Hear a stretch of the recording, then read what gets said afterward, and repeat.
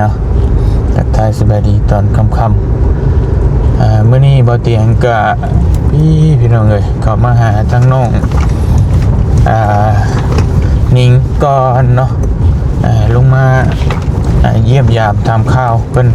พอดีมาซื้อเนื้อกินเนื้อยะพี่น้องเนาะก็เลยสิมาเยี่ยมยามทำข้าวทั้งน้องเพิ่นก่อนหลังจากไปเกี่ยวข้าวหน้าบ่เตียงมื้อนั้น ตอนมาส่งน้องเพิ่นน่ะก็กระบาบได้พี่น้องบ่ได้ซื้อเนื้อกินเนื้อยะให้น้องเพิ่นเลยมาแตะฟ้าวมื้อนี้ก็เลยซื้อเนื้อกินมาฝากเพิ่นเนาะเพิ่นจุดธูปจุดเทียนพุ่นน่ะโอ้มื้อออกพรรษาลาพระเจ้าได้มื้อนี้พี่น้องเนาะโอ้เด้มาเยี่ยมยามน้องเพิ่นแล้วก็สิกลับเมื่อแล้วบ่เตียงก็ได้พี่น้องเนาะโอ้ยมื้อออกพรรษาพอดีเลยมีตัวรถพี่น้องเลยผมบอกผมว่ามาเตรียมรับผู้แสบผู้สาวไปเที่ยวเที่ยวงานบ่นี่เนาะบ่เตียงก็บ่ได้ไปดอกพี่น้องเลยมาสิมาซื้อกินมาให้น้องเพิ่นน่ะก็เมื่อแหละเพราะว่าเมื่อคืนนี่ก็ไปเลยพี่น้องเนาะ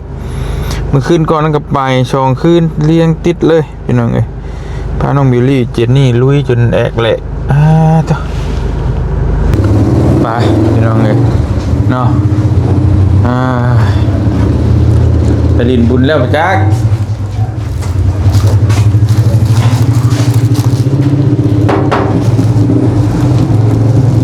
สบายดี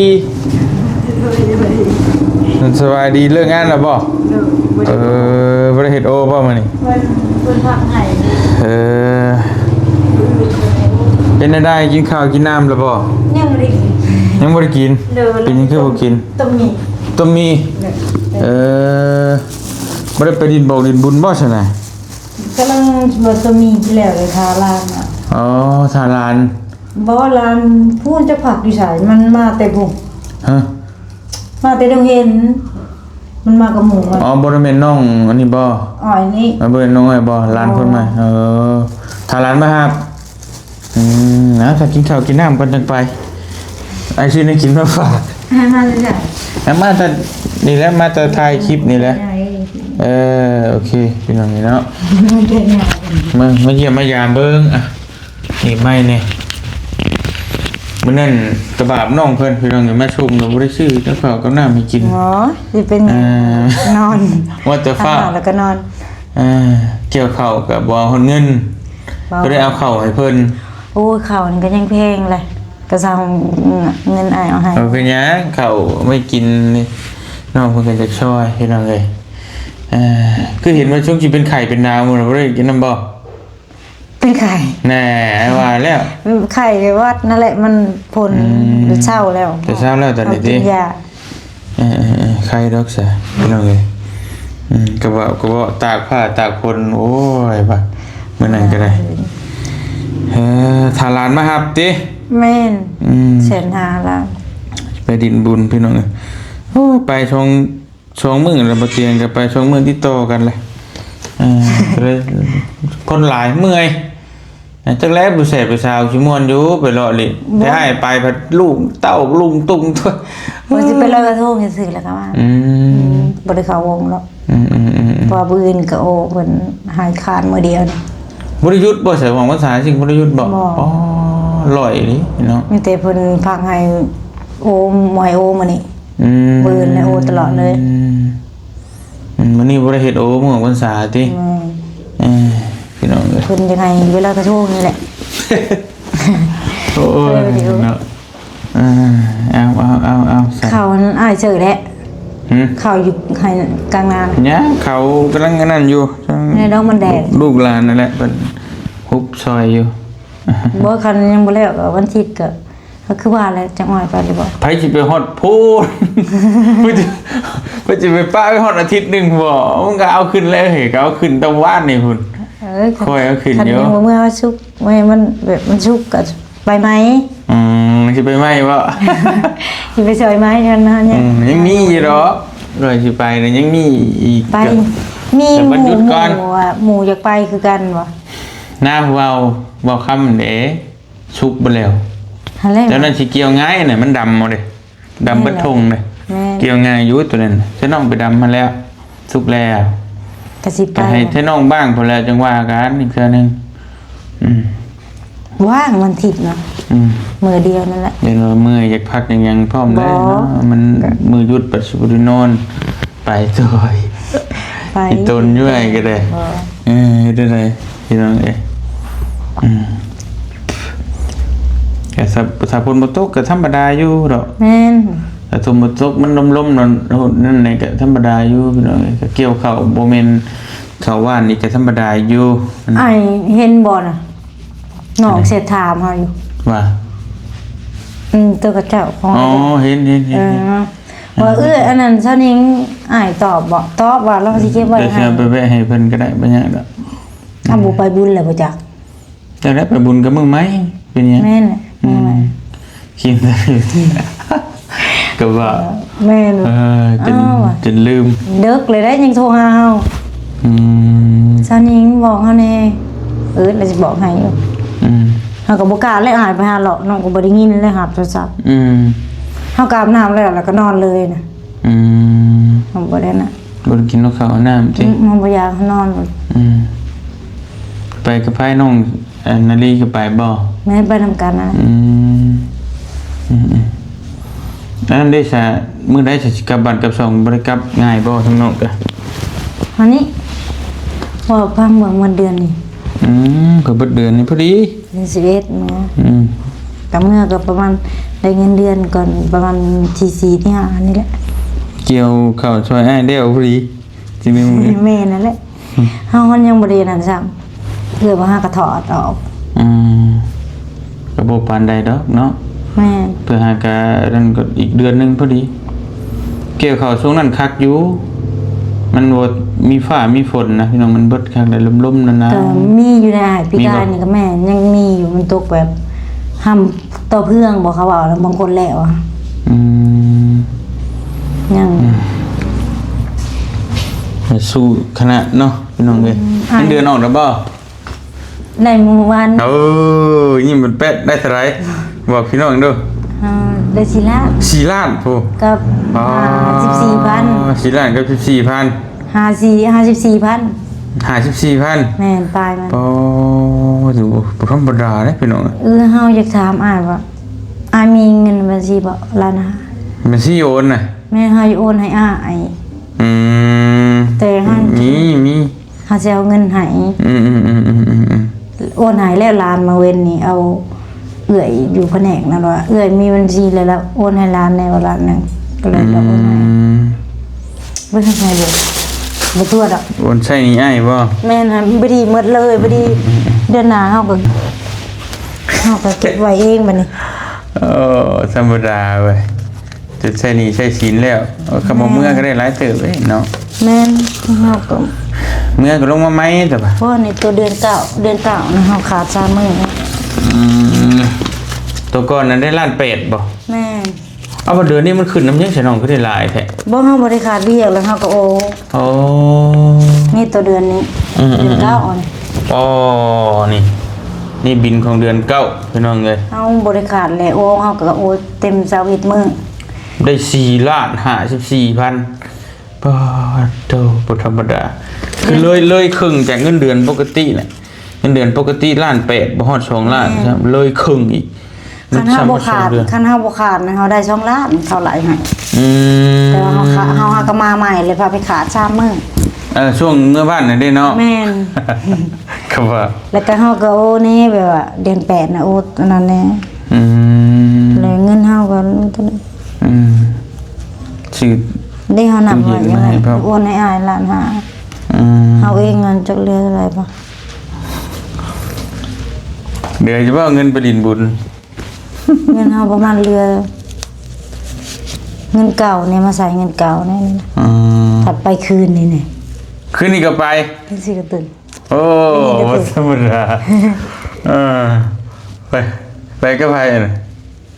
แล้วหกไปกับนาลีแน่แล้วก็ร้านอันเรามาหาผัวเราเด้ตัวมือเฮาไปส่งอ้อยนะไปเจอกันอยู่หั่นเลย ขี่รถจักรบ่ไป แม่ จักก็สบายอยู่รถบ่ติดเนาะรถใหญ่รถติด มันยังเดือนล้านหก เดือนละ6ก็โอเค อยากใส่ให้เขาเมื่อแหละแม่บอกว่าอยู่โอนเมื่อให้แม่แน่ว่าแม่ว่ายาแล้วมีแต่เดือนหน้าแล้วก็เก็บไว้แล้วก็จังเมื่อ นั่นเลยเด้ แม่ต้องให้เขาใส่เมื่อใครแต่ว่าได้จังนี้จะบอกบ่จุบจับแม่ ดีเยอะถือว่าเก่งเลยพี่น้องเนาะแน่นอนคันเฮาเต็มนี่เงินโอเฮาน่ะได้9ล้านบางทีก็ล้านปลายเพราะว่าเฮาก็มันบ่มีงาน2มื้อเฮาขาด2มื้อแล้วเฮาก็เมื่อยในมื้อน่ะเจ็บหัวเลยขาดอีก2มื้อบ่ได้4มื้อขาดเวียกขาดโอนะแต่บ่ได้ขาดดอกเวียก เดือนนี้บ่ แม่บางเดือนที่9นี่แหละเดือนนี้ก็บ่ได้โอมื้อหนึงแหละขาดมื้อหนึงจักสิได้เท่าไหร่มื้อขาดโอ แต่ บ่ เฮ็ด เป็น นั่นจบเดือนเราก็ได้อยู่มันก็เนาะพอได้อยู่พี่น้องเลยถือว่าโอเคเติบอยู่เลยเขาก็เอาให้อยู่มีแต่เบิ่งเดือนนี้ก็มีงานอยู่คันเดือน11นี่บ่มียันบ่ได้เดือน11นี่เดือน11บ่มีงานบ่แม่งานบ่หลายเดือนนี้แหละหลายเลยเพิ่นให้โอเลยนะแต่มันมีงานวันนี้เลยเพิ่นก็พักให้มื้อนึงมื้อโอนะหมูก็ได้หมูตัวเฮานะนาลีคือว่าได้ล้าน3ล้าน6บ่ประมาณนี้แหละเราเลยขาดมื้อนี้ก็ขาดเวียกเราบ่ได้ไปขาดดูแท้เฮาไปถามเอื้อยว่าเอื้อยไปบ่ไปว่าเฮาอยากไปลินว่ะว่าตอนแรกก็ไปก็ได้ไปดินบนเรือจังเนาะไปเบิ่งบนเรือและเป็นแข่งโยกไปสวนนะตัวเขาสวนนั่นแหละเพราะว่าสิอยากไปเบิ่งนะผมว่าอ้ายเพิ่นว่าได้นะมันขี้ข้านเบิ่งนะแม่นบ่มักเบิ่งตลอดทุกปีแล้วคิมีหยังเดี๋ยวฮ้อนแดดซื่อไปตากแดดเด้มื้อนี้ก็บ่หลายเพิ่นคือสิอยากหายบ่จักคนงานขาดหลายบ่หลายเลยมื้อนี้น่ะมีแต่พม่าซื่อๆโยมมือมันก็จะไปลิ้นคือว่าแหละติแหละแม่นแหละก็บ่ติคือกันไปจักสิวันได้หากคันใดเงินน้อยก็จะไปเขียดเพิ่นก็บ่ได้นั่นขาดเองดีแล้วเพราะได้4ล้านพี่น้องเฮาก็บ่เฮาเฮ็ดงานเก่ายังบ่ได้ซำนี่เฮายังบ่ได้ขาดเลยตอนนั้นน่ะ4ล้านก็ประมาณ$200ก็ประมาณ 6-7,000 บาทนี่แหละเป็นเงินไทยก็ตีเอาพี่น้องคือว่า200นี่ก็ได้เด้อบาทเพราะว่าหมู่เฮาก็ยังได้ล้าน3อัน4ล้าน3แต่เฮายังได้ซำนี้เพราะว่าโอ้ได้เดือนในซำนี้ก็โอเคแล้วน้องพอได้เก็บอยู่อาจจะได้เก็บคันยังบ่ได้ซำนี้เลยคันซะว่าเดือนก่อนคิดว่าสิท้อเลยวันอาทิตย์ก็ไปหารับจ็อบนำแต่จ้าดูสิทางเกี่ยวกับไปแหละ4อาทิตย์เดือนนึง4อาทิตย์นึงก็ได้หลายเติบแล้วตื่มกันอีกโตพี่น้องเอ้ยถ้าเฮาบ่เมื่อยดอกว่าแม่นแหละถ้าเฮาเมื่อยก็พักบ่ไหวเมื่อยก็ขาดอ้วมื้อนึงบางทีก็มันก็น้องก็ยังบ่ได้หายแซ่นน่ะบ่มีเงินซื้อกินแล้วก็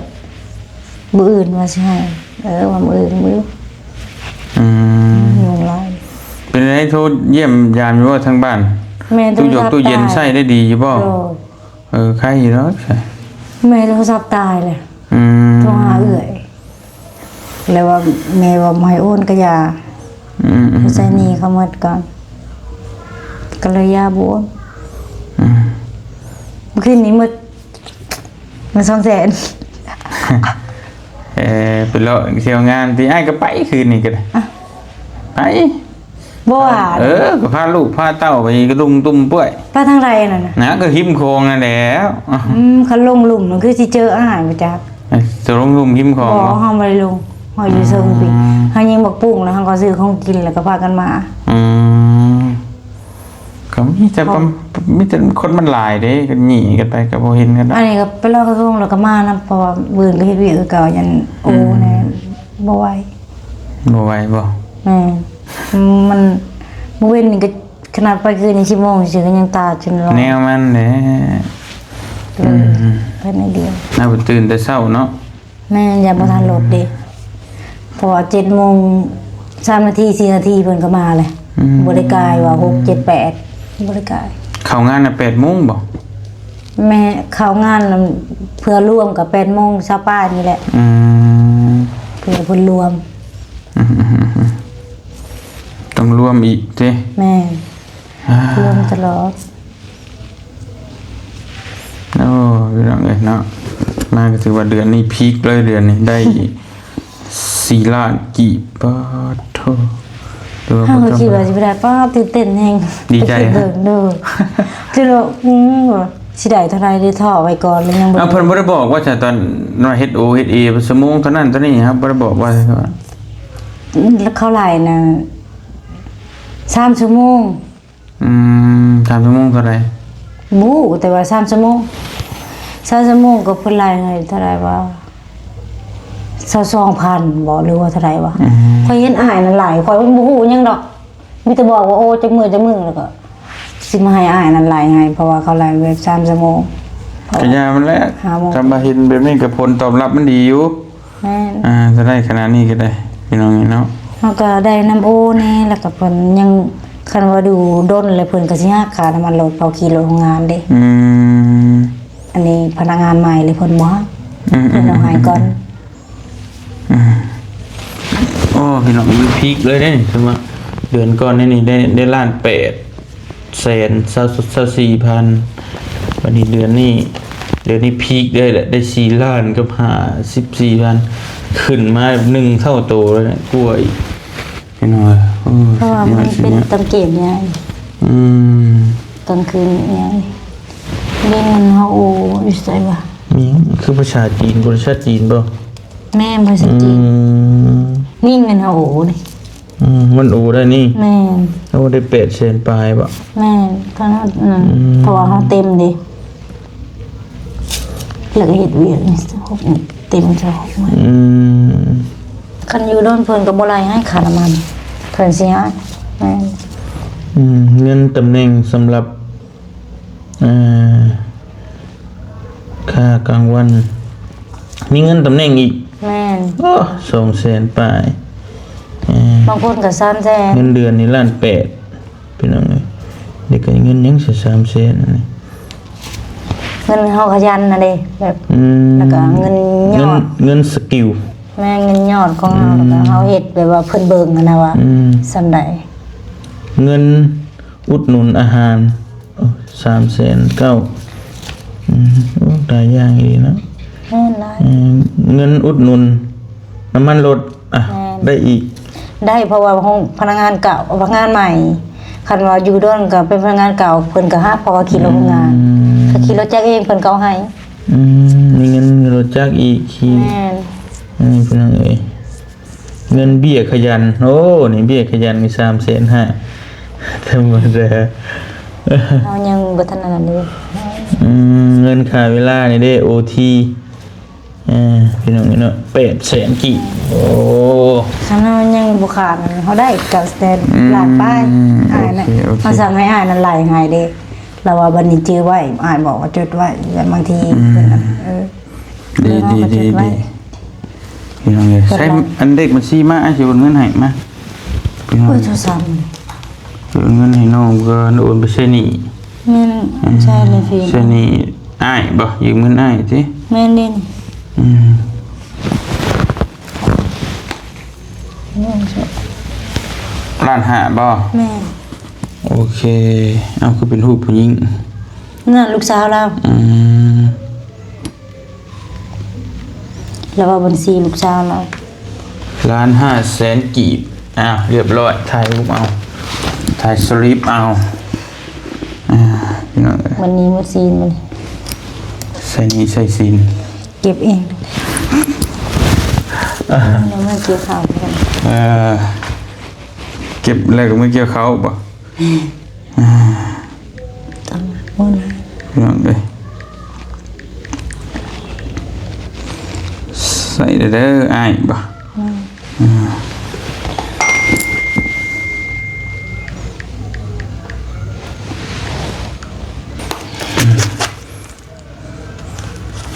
สู้สาวโรงงานสู้ชีวิต นั่นเบิ่งเอานับไปทางขยะบ่ครบดี กุ้มอยู่บ่เงินกุ้มบ่เดือน กุ้มอยู่ ก็ว่าจะบ่กุ้มก็ได้จังให้อ้ายก็ได้ บ่เอาโลดนะอ่านนะเบิ่ง โอเคครบแล้วก็ครบแล้ว เอาบ่ตัวดอกบ่พอมาตามคืนบ่แห้ง บ่เป็นหยังครบแล้ว เบิ่ง เอา ใช่ว่านี่5แสนเจ้า นับ 10 ครบแล้วก็ครบแล้วเป็นไง มันครบอันนั้นอยู่นี่ก็ล้านหกมาใส่เองเลยที่ในบัญชีก็ยัง364,000 มีบัญชีเปล่า เงินเก่านี่เด้ เพิ่นบ่ได้โอนเข้าบัญชีบ่ เพิ่นโอนเข้าบัญชีนี่บัญชีอินโดจีนนี่แต่ว่าเฮาบ่ได้กดเอาหมดเพราะว่ามันกดได้แต่แบบเป็นล้านสิบ่ค่อยก็บ่ฮู้คือกันแต่จะอยู่ไสก็บ่อ้าวอยู่ไสก็เบิ่งยันเงินนี่ ใช่ อยู่ไสบ่ก็เบิ่งบ่เป็นเฮ็ด ได้ไอ้ก็บ่เคยใช้บัญชีอินโดจีน ไม่ว่า ใช้กับการค้า แสดงเด้นี่300,000 โอเค300,000กิพอแล้วจะเบิ่งคักนี่ได้ ยังบ่ได้เลือกตัวนี้แหละบ่มีก็กึ่มอยู่แล้วนี่ไปซื้อไข่ซื่อแต่ก็ซื้อตอนเช้าน้ำใหม่แบบกิน ซื้อไข่ซื้อมีติ แม่กินแล้ว มื้อหน้าทำบ่เตียงมาเยี่ยมจะซื้อมาฝากไข่ซื้อน้ำมันเนี่ย บ่ที่ก็ได้ตำหุงไว้มาหุงของน้องเอามาให้แล้วก็แต่มีห้องนาลี โอเคไปสายันมารบกวนน้องสิไปดินบุญดินงานได้7:00 นแล้วก็น้อยนั่นพี่น้องนี่เนาะเตรียมตัวให้เมื่อก่อนเด้อบัดนี้เด้อ โด ดีพี่น้องดีใจนำ น้องก็มียังจักสิว่าได้มีแต่เขามกขอบใจอาหารเด้อที่ซื้ออาหารมาให้น้องก็คอยอยู่ดีมีให้มีสุขภาพเข้มแข็งไปใส่ก็เดินทางปลอดภัยปรารถนาสิ่งใดก็ขอให้ได้จริงนั้นพออันนั้นแม่ของอ้ายก็ขอให้ช่วงให้เศร้าให้ดีไวๆเพิ่นก็ให้มันในยืนเพิ่นก็ได้สาธุอ้ายก็ขอบใจเนาะเพิ่นก็ไปช่วยเกี่ยวข้าวมื้อนั้นก็จนแล้วตั้งตากแดดตากฝนสู้ๆเด้อน้องก็เด้อให้ได้เงินเดือนได้ลายให้ปังๆเนาะโดยเดือนหน้าให้ได้5ล้านเดือนหน้านี่ สัมภาระเลยประมาณ10ล้านอ้าวพี่บ่เป็นหยังก็เพิ่นเฮ็ด OT แล้วบ่ แม่ ให้เพิ่นเก่งเพิ่นก็ได้ บางทีเพิ่นก็กะได้มื้อนี้ก็บ่ได้ไปงานเพิ่นเก่ง เพราะว่า เพิ่นก็ เขา ได้ เล่นงานเด้คนลาวบุกบ่อื่นนี่แม่นลืมแล้วก็ได้ โอเคไอ้กลับป้าเด้อวันนี้เด้อน้องเด้ออยู่ดีมีแฮงสบายดีพี่น้องเด้อไปบ่เตียงก็ขอตัวเดินทางกลับก่อนพี่น้องเอ้ยบัดนี้ก็เนาะทางน้องเพิ่นก็สิไปหาลิ้นล่ะเมื่อก่อนบ่เตียงก็สิแนวกินยากแล้วก็กลับแล้วพี่น้องเนาะบ่ได้ไปใครดอกมื้อนี้วานนี้ก็ไป2มื้อเลยพาลูกสาวไปลิ้นมื้อนี้ก็บ่ได้ไปดอกเมื่อยพี่น้องเอ้ยน้องนิงเพิ่นก็มาเฮ็ดงานก็ถือว่าเงินเดือนขึ้นไปตามรับอยู่ก็ดีใจน้ำน้องเพิ่นเนาะพอได้ใส่ได้ซอยพี่น้องเอ้ยป้าเตียงขอตัวเดินทางก่อนอยู่ดีมีแฮงเบิดสุขทุกคนสบายดีเด้อพี่น้องเด้อ